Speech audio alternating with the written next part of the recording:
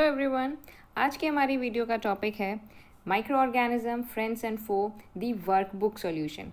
Now in this workbook solution we would be precisely discussing about the question and answers given in the Devi Lotus Science Workbook for grade 8. Let's begin. The first question says, choose the correct answer.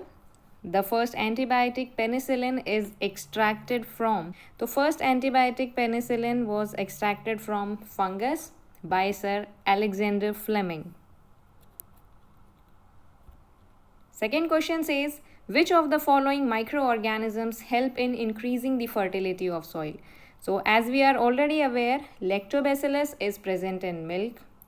Rhizobium is a bacteria which helps in nitrogen fixation. Spirogyra is a fungus which is present in the water bodies. Next thing is blue-green algae. So rhizobium and blue-green algae are responsible for fixing nitrogen in the atmosphere. So we can say rhizobium and blue-green algae are helpful in increasing the fertility of soil. Let's see next question.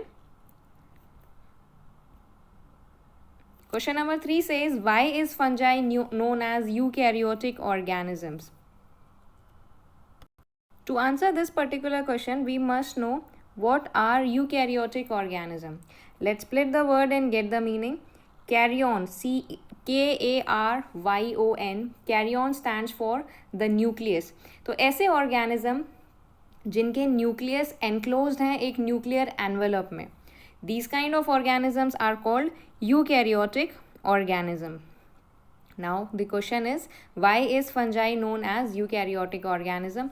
अगर fungi का हम लोग structure देखें तो fungi has cell that have nucleus, nuclear envelope, cytoplasm and other cell organelles. So option A is the correct answer for this question. Let's move ahead to the next question.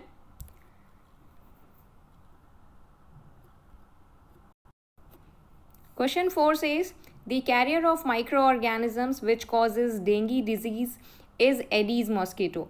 Among the following, which is the causative pathogen for dengue fever? तो ये तो हमें पहले ही पता है कि भाई जो भी डेंगू मलेरिया जैसी डिजीज़ हो रही हैं, these are only spread by the mosquito bite. मच्छर जब हमें काटती है तो उसके काटने के वजह से ये डिजीज़ स्प्रेड हो रही हैं. But actually while the mosquito is biting us, with the blood sucking or with its blood meal, it also leaves some amount of saliva. उस saliva के अंदर there can be certain viruses present which are responsible for causing these disease. Let's move ahead to the next question. Question number 5. Making antiviral drugs is more difficult than making antibacterial drugs. तो antiviral drugs क्यों difficult हैं? The question arises कि भाई ये actually difficult क्यों हैं. और present day scenario अगर हम लोग देखें तो corona virus disease which is also a virus, ये इस डिज़ीज़ के लिए वैक्सीन प्रिपरेशन में साइंटिस्ट को इतनी प्रॉब्लम्स क्यों फेस करनी पड़ रही हैं? That is because any virus whenever it is entering into the host body, it uses the mechanism of host. किसी भी वायरस को जब होस्ट बॉडी के अंदर एंट्री मिलती है तो वो उस होस्ट के सारे मैकेनिज्म को यूज़ करता है. ऑल्सो जो वायरसेस हैं उनके खुद के बायोकेमिकल प्रोसेसेस या बायोकेमिकल मैकेनिज्म काफ़ी कम होते हैं. That's why if we prepare antiviral drugs or antiviral vaccines, there are chances कि वो होस्ट बॉडी के अगेंस्ट काम करना शुरू कर दे और अल्टीमेटली उस वैक्सीन या एंटीबायोटिक ड्रग की वजह से होस्ट को ही हार्म होने लगे रैदर देन वायरस. तो इसलिए antiviral drugs are more difficult in their preparation. So answer would be option A and option C. Let's move ahead to the next question. Question number 6 says, you are aware of the polio eradication program in your city. Children are vaccinated because.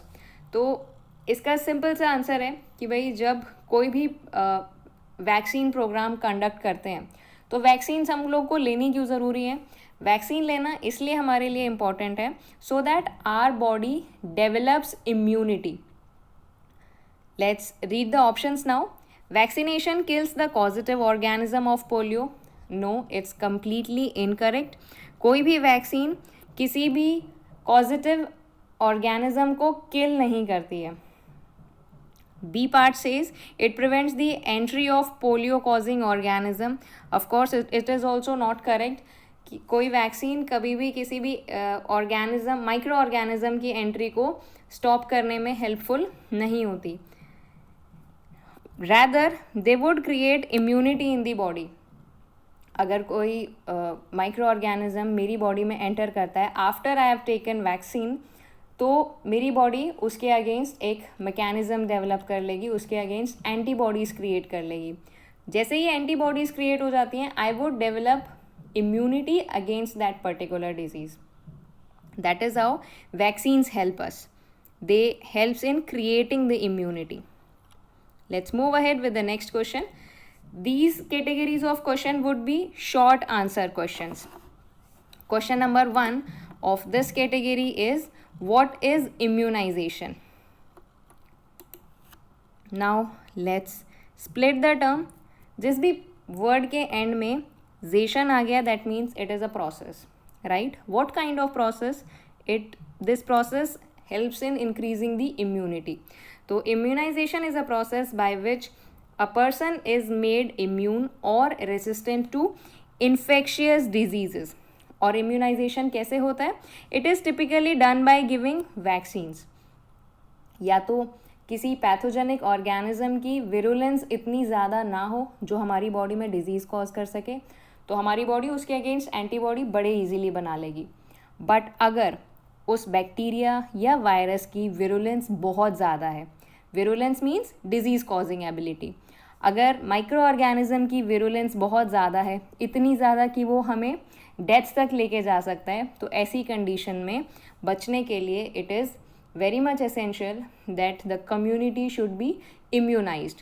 Immunity को उनकी body में stimulate किया जाता है. तो vaccine stimulate the body's own immune system to protect the person against subsequent infection और disease. उस time पे या आने वाले टाइम में अगर उस पर्सन को इन्फेक्शन होने के चांसेस हैं, देन ऑल्सो ही और she can be saved just because he is immunized. Let's move ahead to the next question. It says name any 2 disease in which antibiotics has no role. ऐसी diseases जिनमें antibiotics लेने का कोई effect नहीं पड़ता pathogens के ऊपर. So these diseases are common cold, influenza and AIDS. AIDS stands for acquired immunodeficiency syndrome. Let's move ahead with the next question. C part says, to which category of microorganism do the following belongs? So now they are asking Entamoeba, Lactobacillus, Chlamydomonas and Aspergillus. They are belonging to which category? So Entamoeba histolytica, they belong to protozoa. इस channel पे जो first video upload हुई थी या फिर इस chapter की जो फर्स्ट वीडियो थी उसमें हमने इन डिजीज़ के बारे में ऑलरेडी डिस्कस किया है. Lactobacillus, it is a bacteria which is present in milk. Chlamydomonas is a fungus and aspergillus is also a fungus. Let's move ahead with the next question. We should keep a handkerchief on nose or mouth while sneezing and coughing. It is better to keep a distance from infected person. अगर इन words को ध्यान से आप पढ़ो तो basically ये Covid से बचने के लिए हमें प्रिकॉशंस बता रहे हैं. ऐसा नहीं है कि ये प्रिकॉशंस अभी फॉलो करने हैं सिर्फ कोविड टाइम में. इन प्रिकॉशंस को हम पहले भी फॉलो करते आ रहे थे और आने वाले टाइम में भी हमें इन प्रिकॉशंस को फॉलो करना है. What we have to do, अगर कोई पर्सन इन्फेक्टेड है due to whatsoever disease, we should at least maintain safe distance from that person, right. अगर कॉमन कोल्ड है then also these precautions must be followed. Common cold can also be spread from one person to another. The viral fever, it also spreads from one person to another. तो अगर किसी को खांसी आ रही है या छींक आ रही है तो it is better for them to cover their mouth and nose so that the spread can be stopped.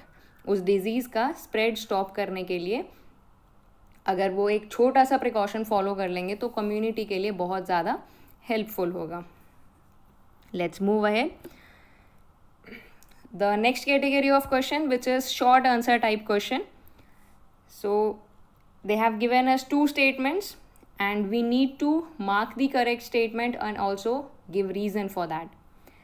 The statements are: a person strolling in the lawn of his house is relaxing. एक बंदा अपने घर पर है और वो lawn में टहल रहा है. Second statement says wearing socks and full sleeves at night will prevent attack from dengue. रात को सोते टाइम फुल स्लीव्स के कपड़े प्लस सॉक्स पहनने से हम अपने आप को डेंगू से बचा सकते हैं. अभी डिस्कस करते हैं the first statement. First statement में there is a person who is simply strolling in the lawn. अपने गार्डन में वो सिर्फ टहल रहा है. Whenever we are strolling in any such area the mental stress decreases. Right, हमारा जो मेंटल स्ट्रेस होता है, जितनी भी परेशानियां होती हैं हमारे दिमाग में, कहीं ना कहीं उनको कम करने के लिए हमें ऐसी स्ट्रॉल्स की या वॉक की रिक्वायरमेंट होती है. जितना हम नेचर के पास जाएंगे उतना टेंशन फ्री फील करेंगे. तो definitely this statement is true because this person is relaxing mentally. Let's move ahead with the second statement. Wearing socks and full sleeves at night will prevent the attack from dengue. Yes, it might prevent the attack from dengue, but उसके साथ ही इस चीज़ पे भी ध्यान रखना है कि अगर रात में सोते टाइम हम एक्सेस अमाउंट ऑफ क्लोथ्स पहनते हैं then it interrupts the body temperature. हमारे बॉडी टेम्परेचर के साथ नाइट टाइम में कुछ वेरिएशन होगा जिसकी वजह से हमारी बॉडी के कुछ फंक्शंस प्रॉपरली नहीं होंगे. तो we need to completely avoid this kind of habit. रात में कोशिश ये करें कि आप कम से कम कपड़े पहन कर सोएं. If required, if it is necessary, you can take a pullover. आप चादर या पुलोवर लेकर सो सकते हैं. But in any season, even in winter season, we need to avoid wearing gloves and socks while we are sleeping. Cap, glove, socks कभी भी सोते टाइम हमें नहीं पहनने चाहिए. Let's move ahead with the next question. Question number 1 says give reason for the following. So they are asking reason for the surgical instruments are sterilized before used in an operation. तो surgical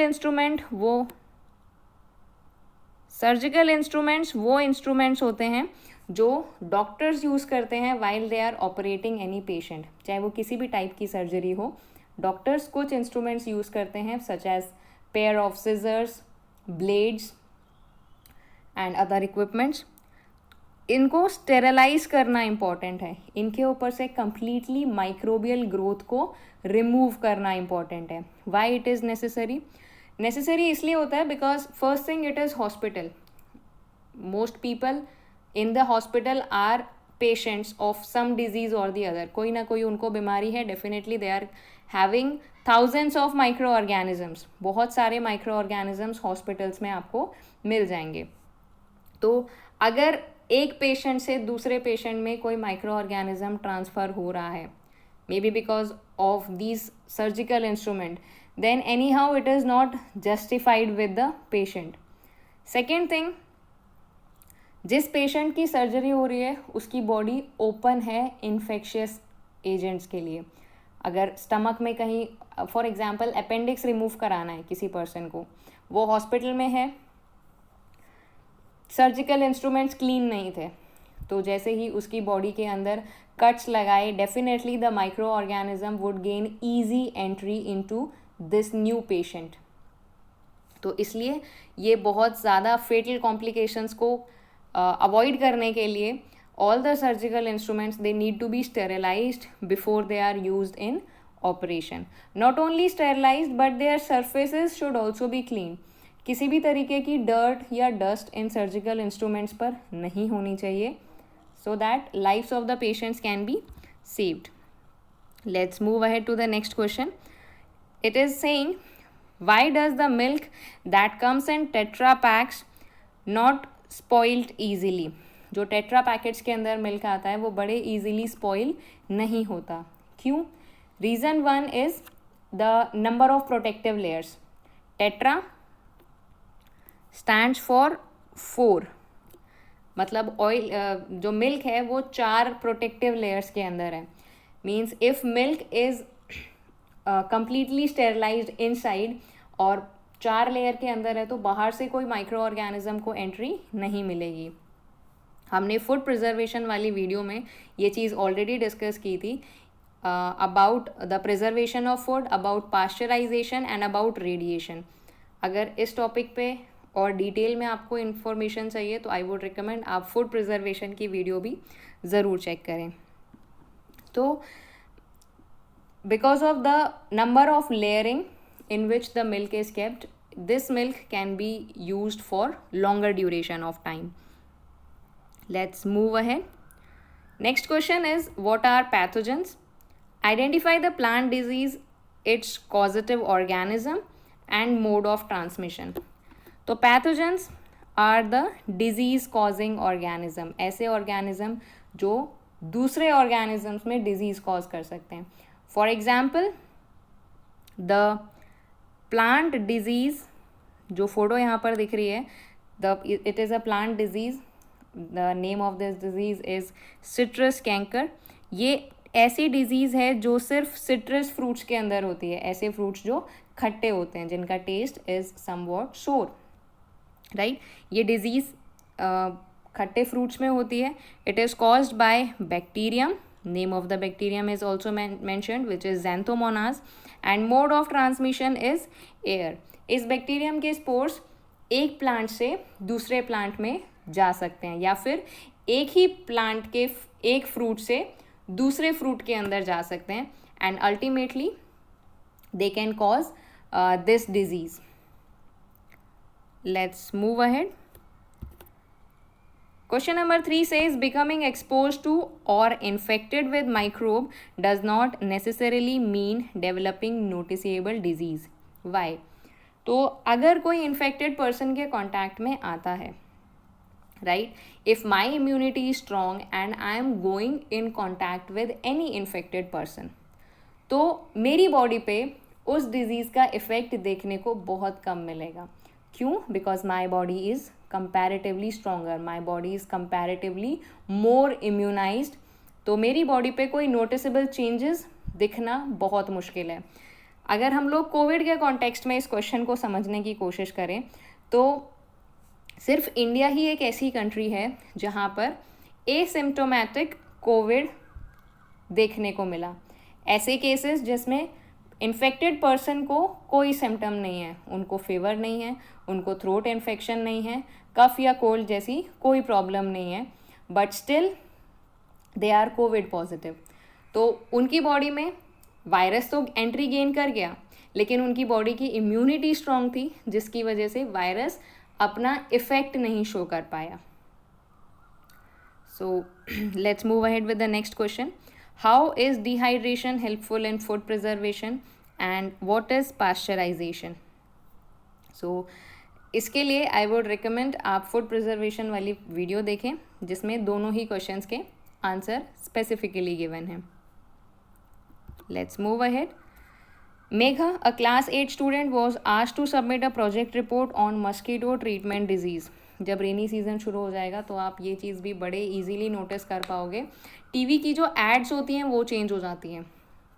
वो आ जाएंगी कि प्रधानमंत्री ने हमारी country में क्या क्या ऐसे नए काम किए हैं जिससे मस्कीटो ट्रांसमिशन को रोका जा सके.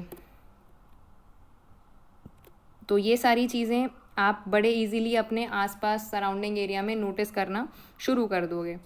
तो मेघा को क्या टास्क दिया, उसको ये टास्क दिया कि भाई आप हॉस्पिटल में जाइए या ऐसे पेशेंट्स के पास जाइए और सर्च कीजिए कि वो किस डिजीज़ से इन्फेक्टेड हैं. तो first question was name the mosquito that spread malaria. तो it is female anopheles mosquito that is carrier of malaria and helps in spreading the disease. Next question is also related with the same disease.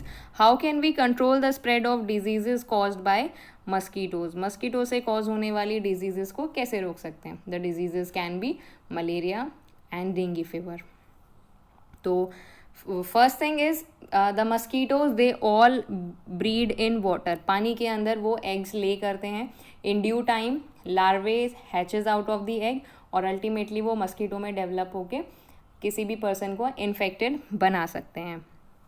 तो जहाँ पर भी stagnant water है, रुका हुआ पानी जिस भी एरिया में है, हमें क्या करना है, उस स्टेगनेंट वाटर को रिमूव कर देना है.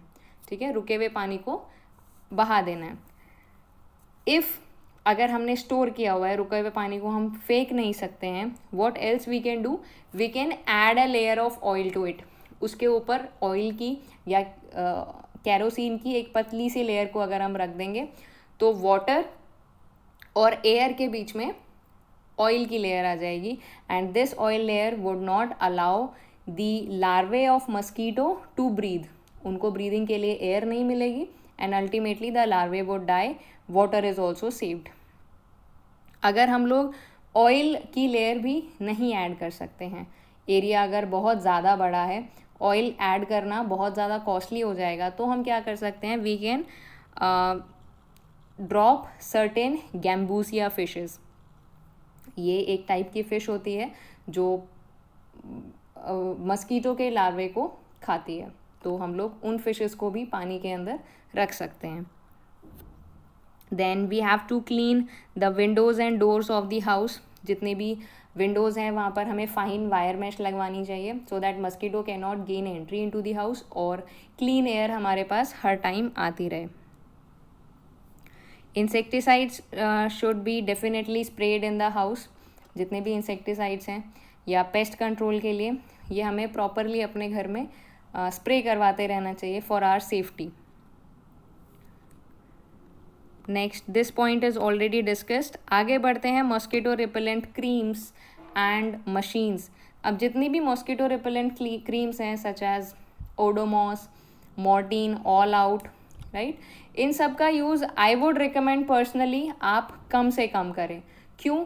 बिकॉज इनको हम लोग यूज़ कर तो लेते हैं but mosquitoes are basically gaining immunity और रेजिस्टेंस अगेंस्ट दीज थिंग्स.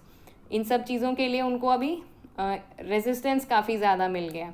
तो इनको हम यूज़ करें तो बहुत लिमिटेड अमाउंट में करें. सेकेंड चीज़, ये हमारी हेल्थ के लिए भी बेनिफिशियल है. ऐसे लोग जिनका रेस्पिरेटरी सिस्टम काफ़ी ज़्यादा सेंसिटिव है, उनके अगर सामने आप इनको चलाएंगे तो हो सकता है वो लोग डिस्कम्फर्ट फील करें, उनको कफिंग आने लगेगी, स्नीजिंग होने लगेगी. तो आई वुड रिकमेंड पर्सनली कि आप इन सभी मशीन्स और लोशंस को कम से कम यूज़ करें. Rather you can use mosquito nets. Mosquito nets को यूज़ करके आप मस्कीटोज से खुद को बचा सकते हैं. Let's move ahead with the next question. Now we have reached the category of long answer type questions. In this, they have 4 different questions. First question says, what precaution would you take in your school to reduce the incidence of infectious disease? किसी भी infectious disease को reduce करने के लिए what different precautions you can take? First thing is to maintain social distancing, right? अगर किसी person को common cold है, viral fever है, पहली बात तो उन बच्चों को स्कूल आना ही अवॉइड करना चाहिए जिनको ऐसी कोई भी डिजीज़ है जो कम्युनिटी में स्प्रेड हो सकती है. दूसरी चीज़, अगर वो आ गए हैं तो definitely they should isolate themselves even in class. वो क्लासरूम में जाके लास्ट बेंच पे बैठ सकते हैं अगर क्लास अटेंड करना इतना ही इम्पॉर्टेंट है तो. Wearing mask, using hand sanitizers, तो these kind of things can be easily maintained in school. Question number 2 says, why does sugar solution with yeast becomes alcoholic in nature? तो yeast fermentation process के through sugar को alcohol में convert करता है.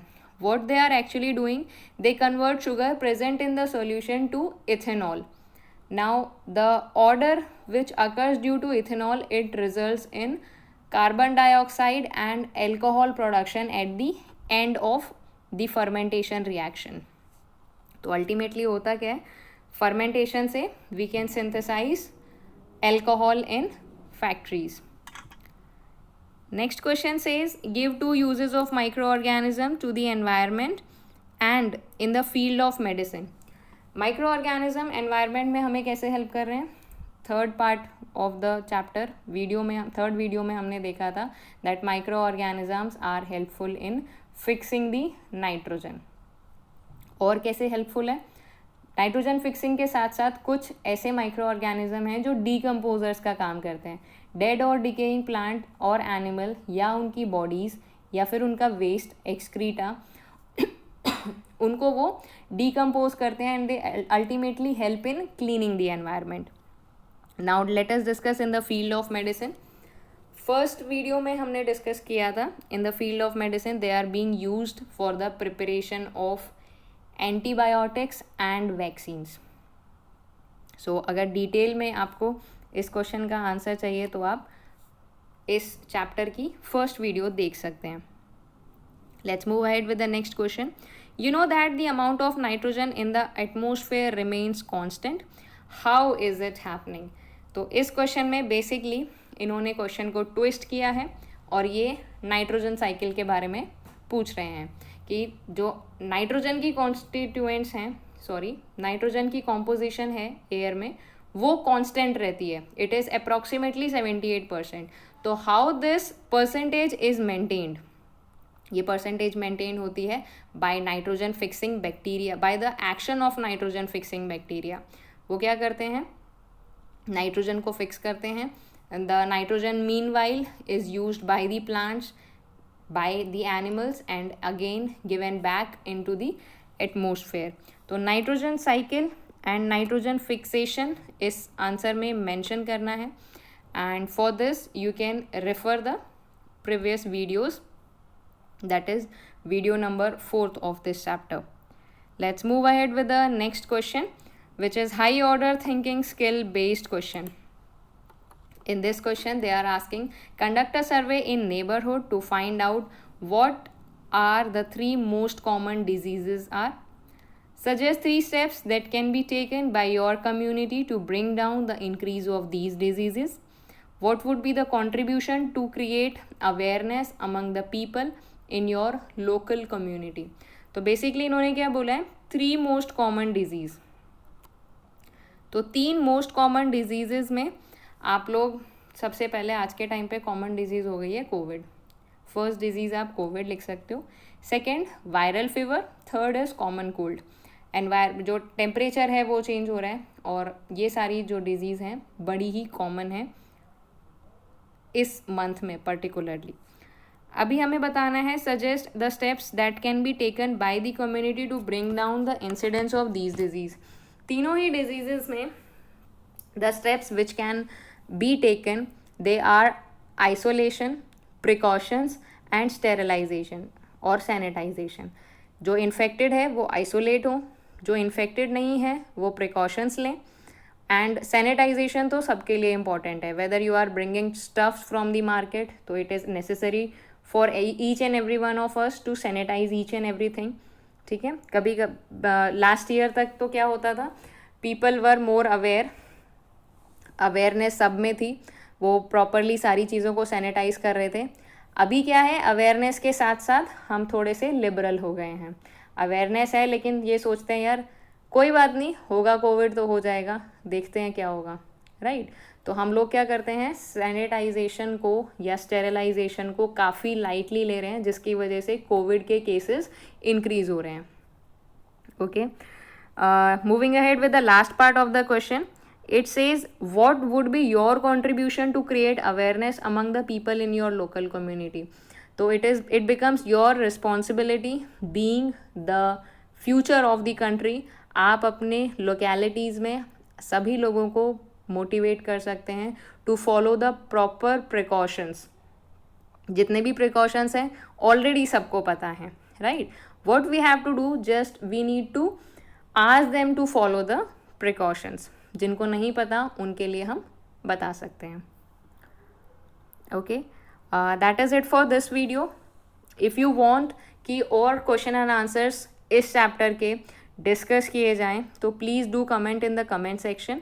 Do like, share and subscribe the channel. Thank you and have a nice day.